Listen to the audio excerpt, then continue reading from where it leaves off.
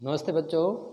आज हम कक्षा 10वीं का विषय हिंदी पुस्तक क्षितिज भाग 1 जो 10वीं के बच्चे हैं वो ध्यान दें।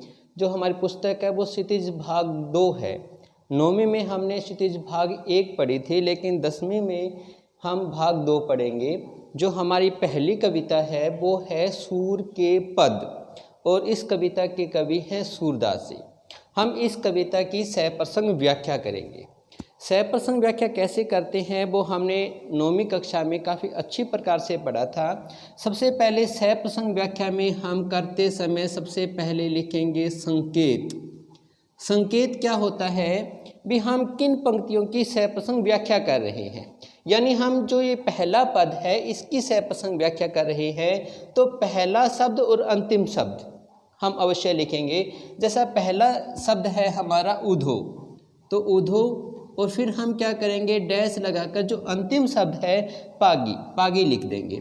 यानी इसका अर्थ ये हुआ, संकेत हमें यही दर्शा रहा है कि हम सहप्रसंग व्याख्या किन पंक्तियों की कर रहे हैं। यहाँ से शुरू लेकर यहाँ अंत तक हम इन पंक्तियों की सहप्रसंग व्याख्या करेंगे। उसके बाद में आता है प्रसंग। प्रसंग में हम क्या लिखेंगे, जैसा कि हमें पता है सबसे पहले हम कविता का नाम लिखेंगे, कवि का नाम लिखेंगे, और इसके बाद में हम इसका परिचय देंगे कविता का। तो आपको बता दें जो ये कविता है ये सूरदास के पद में से ली गई है, और इसके कवि सूरदास जी हैं। सूरदास की एक कविता थी, उसमें से ये सारी की सारी पंक्तियाँ ली गई है। जो सूरसागर, उनकी सर्वश्रेष्ठ रचना है सूरसागर सूरदास की, और इस कविता में से एक भाग है भ्रमर गीत। कौन सा? भ्रमर गीत।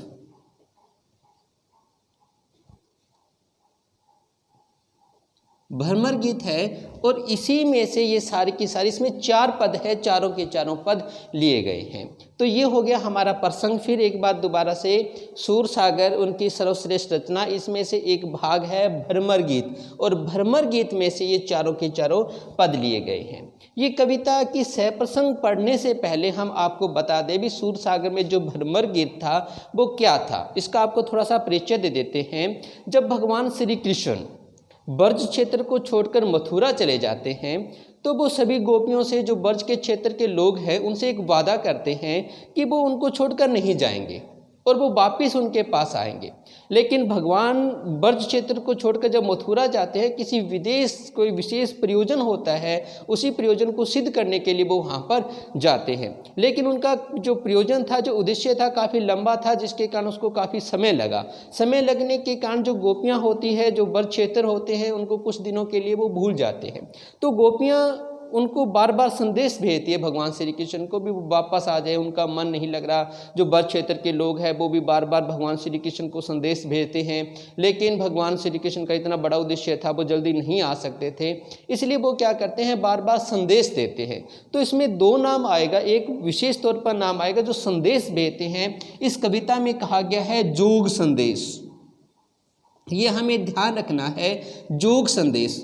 जोग संदेश क्या था? भगवान श्री कृष्ण बार बार जो संदेश भेज रहे थे वो जोग संदेश था। जोग संदेश क्या था वो बता दें भी। वो कहते हैं कि गोपियों से, ब्रज क्षेत्र के लोगों से कहना चाहते हैं कि वो निर्गुण भक्ति करें। कौन सी भक्ति करें? निर्गुण भक्ति करें। निर्गुण भक्ति के बारे में आपको बता दें, जो भक्त काल था, जो भक्ति काल को प्रमुख रूप से 2 भागों में बांटा गया। नंबर 1 सगुण भक्ति धारा, और नंबर 2 निर्गुण भक्ति धारा। निर्गुण भक्ति धारा, तो इसमें सबसे महत्वपूर्ण है भक्ति काल में सगुण और निर्गुण, दोनों का हमें अर्थ इनका अच्छी तरह से मालूम हो। सगुण भक्ति धारा क्या होती है? सगुण भक्ति धारा है जैसे हम भक्ति करते हैं, हमारे सामने भगवान की प्रतिमा है, हमारे पास दीपक है, धूप है, अगरबत्ती है, उनकी पूजा अर्चना करते हैं, वो सारी की सारी सगुण भक्ति धारा के अंतर्गत आती है। दूसरा है निर्गुण। निर्गुण का अर्थ है हमारे सामने कोई मूर्ति नहीं है, ना धूप है, ना अगरबत्ती है, जहाँ पर भी हम बैठे हैं वहाँ पर हम भगवान की भक्ति करते हैं, नाम लेते हैं, वो निर्गुण भक्ति आ जाएगी। एक बार फिर से सगुण भक्ति धारा का अर्थ है हमारे पास, हमारे सामने भगवान की प्रतिमा है, हमारे पास धूप है, अगरबत्ती है, सब कुछ है, भगवान की उपासना करते हैं, वो आएगी सगुण में। निर्गुण में आएगी हमारे सामने कोई प्रतिमा नहीं है, ना हमारे धूप है, ना अगरबत्ती, हम जहाँ पर भी बैठे हैं वहाँ पर बैठ के भगवान का नाम लेना निर्गुण भक्ति कहलाती है। तो इसको हम क्या कहेंगे, भगवान ने जो संदेश दिया वो निर्गुण भक्ति का संदेश दिया। अभी आप भक्ति करो, निर्गुण भक्ति करो। लेकिन जो गोपियाँ थी वो जिद्दी थी, हटी थी, वो बार बार कहना चाहती थी हमें निर्गुण भक्ति नहीं करनी बल्कि सगुण भक्ति करनी है। यानी भगवान हमारे सामने होंगे, भगवान श्री कृष्ण हमारे सामने हैं, तो भी हम क्या करेंगे, भगवान श्री कृष्ण की पूजा करेंगे, अन्यथा हम नहीं करेंगे।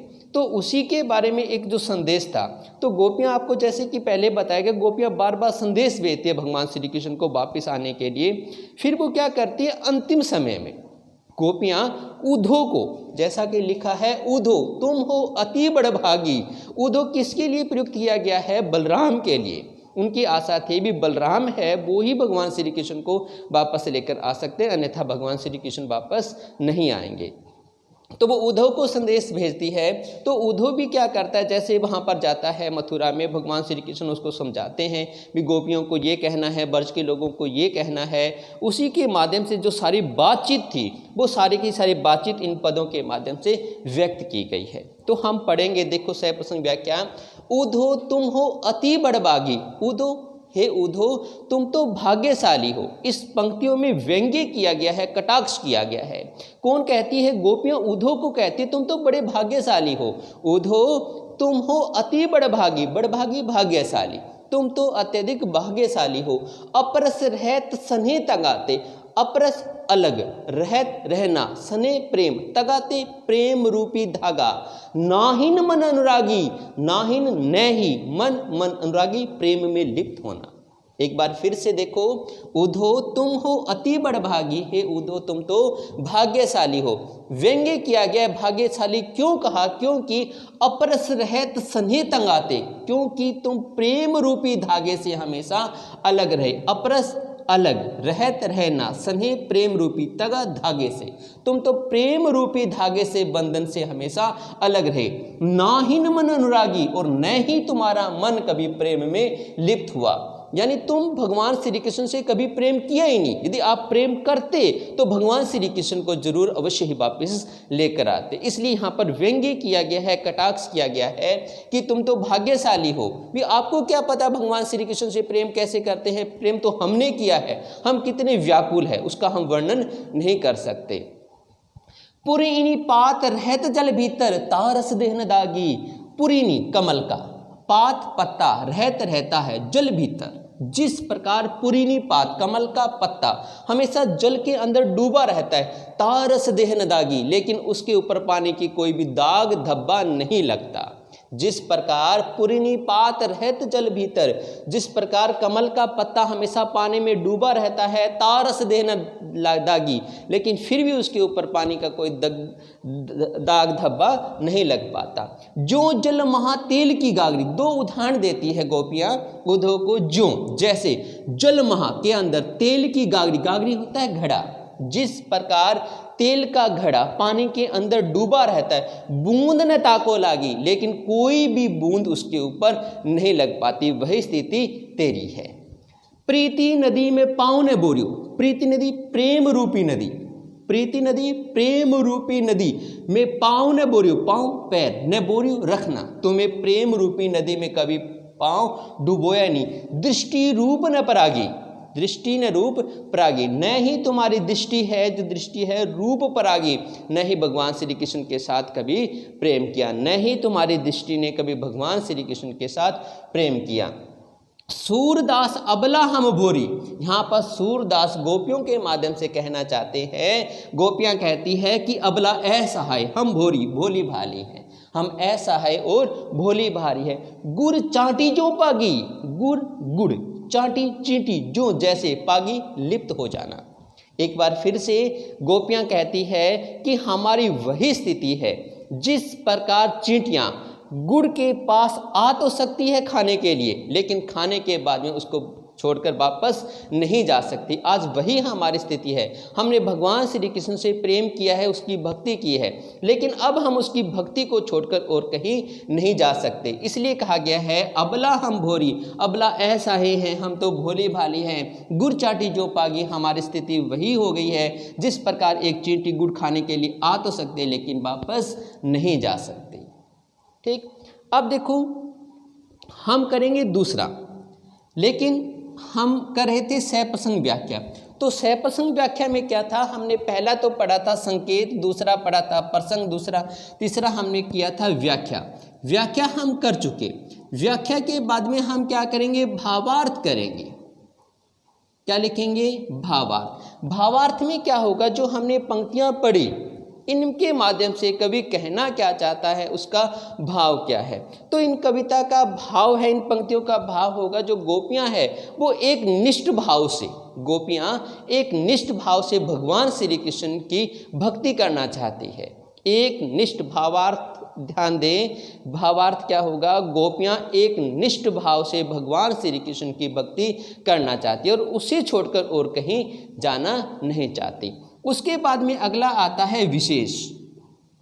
ये सबसे महत्वपूर्ण है। विशेष क्या होगा, जो हमने पंक्तियां पढ़ी, जो कविता पढ़ी, उसमें कौन कौन सी विशेष बातें थी, कौन कौन सी विशेष तथ्य थे।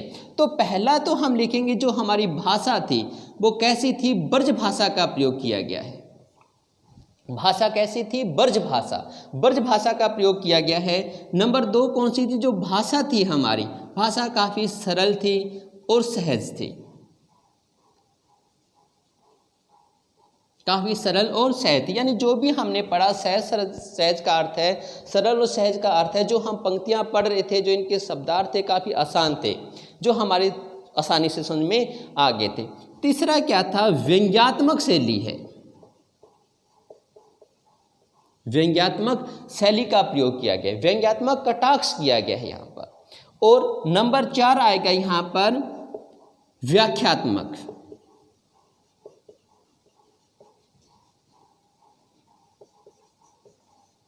व्याख्यात्मक शैली का प्रयोग किया गया है। व्याख्यात्मक का अर्थ व्याख्या की गई है यहाँ पर सारी की सारी। तो हम 4 इसमें लिख सकते हैं, 5 में लिख सकते हैं अलंकारों का सुंदर प्रयोग किया गया है। नंबर 6 लिख सकते हैं हम तत्सम व तद्भव शब्दों का प्रयोग किया गया है। तत्सम संस्कृत के शब्द जो कि तो हिंदी में आ गए हो, तद्भव परिवर्तित रूप, हम इसमें 4 कोई भी 4 हम लिख सकते हैं। तो ये पहला संकेत, फिर प्रसंग, फिर व्याख्या, फिर भावार्थ, फिर विशेष, ये लिखना अति आवश्यक होता है। अब देखो दूसरा हम करेंगे मन की मन ही मांझ रही। मांझ का अर्थ होता है अभिलाषा। मन की मन ही मांझ रही, गोपियाँ उद्धव को कहती है हमारे मन में एक अभिलाषा थी। मांझ का अभिलाषा भी भगवान श्री कृष्ण है, वो वापस आएंगे, हमारे पास आएंगे। तो लेकिन ये अभिलाषा है वो हमारे मन के अंदर ही रह गई। मन की मन ही मांझ रही गोपियाँ उद्धव को कहती है कि हमारे मन में जो अभिलाषा थी वो हमारे मन के अंदर ही रहेगी। कहिए जाए कहाँ जाए, कहिए जाए का अर्थ कहाँ जाए, कौन पे उदो, हे उदो कौन का अर्थ किसे हम जाकर हमारी बात बताएं। दोबारा से, कहिए जाए कहाँ जाए, कौन पे उदो, हे उदो हम अपनी बात किसे बताएं। ना ही परत कही, परत की अर्थ होती है सीमा, परत का अर्थ सीमा, ना ही परत कही और ना ही उस बात की कोई सीमा है। यदि हमारे पास कोई निश्चित होता बात होती तो हम उसे बता सकते थे। गोपियाँ कहती कि हमारे पास बातें इतनी है कि हम बताना भी चाहें तो उसकी कोई भी समाप्ति नहीं है। इसलिए कहा गया ना ही परत कही, उसकी कोई परत सीमा ही नहीं। आपको क्या बताएं, हमारे पास भगवान श्री कृष्ण होते तो हमें उनको सारी की सारी बात आसानी से बता देते। अवधि आधार आसावन की, अवधि का अर्थ होता है समय, आधार का अर्थ आधार, आस आशा, आवन की वापस आने की, तन मन विथा पीड़ा सही सहना। गोपियाँ कहती है कि भगवान श्री कृष्ण के वापस आने की आस में हम तन और मन में पीड़ा सहती रही। दोबारा से, अवधि आधार आसावन की, तन मन विथा सही। अवधि समय, आधार आधार, आस आशा आमन की वापस आने की, तन मन विथा पीड़ा सही। वो कहती है कि भगवान श्री कृष्ण के वापस आने की आशा में हम तन और मन में हमेशा पीड़ा सहती रही। अब इस योग संदेश ने सुनी योग संदेश, योग का संदेश आपको मैं पहले ही बता चुका हूँ। योग संदेश क्या था? एक संदेश था भगवान श्री कृष्ण उद्धव के माध्यम से गोपियों को भेजता है कि आप निर्गुण भक्ति करो, तो वो था योग संदेश। वो गोपियाँ कहती है अब इस योग संदेश सुनी विरहनी गोपियाँ विरह में दुख में दही जलना, अग्नि में जलना। अब इस योग संदेश को सुनकर विरहनियां विरह रूपी अग्नि में जल रही है। चाहती होती गुहारी जितिते उतते धार वही।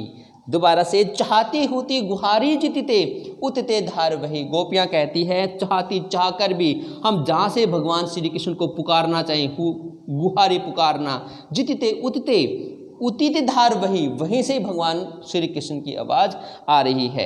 गोपियाँ कहती है कि हम क्या करते हैं, भगवान श्री कृष्ण को पुकारना चाहते हैं। हम जहाँ पर भी भगवान श्री कृष्ण को पुकारना चाहते हैं वहाँ पर भी विरहनियाँ कोई न कोई भगवान श्री कृष्ण को पुकारते हुए नजर अवश्य आती है। हम जहाँ पर भी जाएं वहाँ पर विरहनियाँ ही विरहनियाँ है और चारों तरफ भगवान श्री कृष्ण का वो नाम जप रही है। दोबारा से, चाहती होती गुहारी जितते, चाह कर भी हम जहाँ से भी भगवान श्री कृष्ण को पुकारना चाहते हैं उतते धार वहीं से भगवान श्री कृष्ण को पुकारने की आवाज़ आ जाती है। यानी चारों तरफ गोपियाँ विरह में वो जल रही है। सूरदास अब धीर धरियो क्यों, सूरदास के माध्यम से गोपियाँ कहते हैं कि अब हम धीर यानी धीरज रखें क्यों, मर्यादा न रही। भगवान श्री कृष्ण ने खुद मर्यादा तोड़ दी है। मर्यादा न रही, भगवान श्री कृष्ण ने मर्यादा, पुरुषोत्तम थे, उन्होंने कहा था भी हम क्या करेंगे, आपको छोड़कर, गोपियों को छोड़कर, ब्रज के लोगों को छोड़कर यहाँ से नहीं जाएंगे। उन्होंने वादा किया था, लेकिन उन्होंने वो वादा आज तोड़ दिया है। इसलिए कहा गया है मर्यादा न लई, उन्होंने खुद अपनी मर्यादा तोड़ दी है। इसलिए अब हम धीर धरियो क्यों, सूरदास अब धीर धरियो क्यों। सूरदास के माध्यम से गोपियाँ कहती है कि अब हम धीर धरे ही क्यों, मर्यादा न लही। भगवान श्री कृष्ण ने खुद अपनी मान मर्यादा का उल्लंघन किया है, उन्होंने तोड़ दिया है। तो ये तो थी हमारी 2 सहप्रसंग व्याख्या, पहली और दूसरी। इसमें 4 पद हैं, तो 2 के आज कर चुके हम, 2 के हम बाद में करेंगे। नमस्कार।